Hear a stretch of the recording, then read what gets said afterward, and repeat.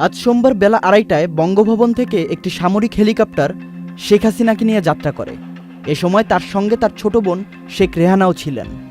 সংশ্লিষ্ট সূত্র জানায়, তারা হেলিকপ্টারে ভারতের পশ্চিমবঙ্গের উদ্দেশ্যে রওনা দিয়েছেন। এরপরই গণভবনে সাধারণ মানুষ ঢুকে পড়ে। গণভবনের ব্যবহৃত বিভিন্ন সামগ্রী নিয়ে বিজয়ের উল্লাস করতে দেখা যায় সাধারণ জনগণদের।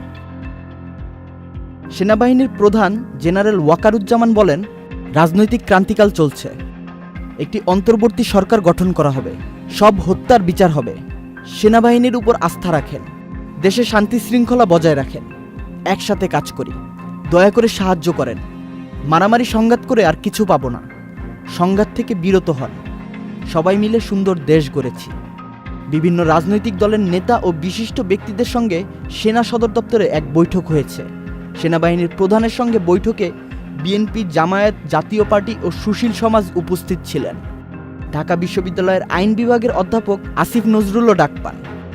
এদিকে বার্তা সংস্থা এএফপি জানিয়েছে, শেখ হাসিনা ও তার ছোট বোন শেখ রেহানা গণভবন থেকে নিরাপদ স্থানে চলে গেছেন।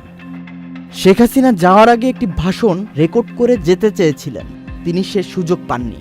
এর মাঝেই গণভবনে ঢুকে পড়েছে সাধারণ মানুষ। মারুফুজ্জামান, চ্যানেল আই। প্রিয় নম্বর সেট করে বিকাশে সেন্ড মানি করুন ফ্রি।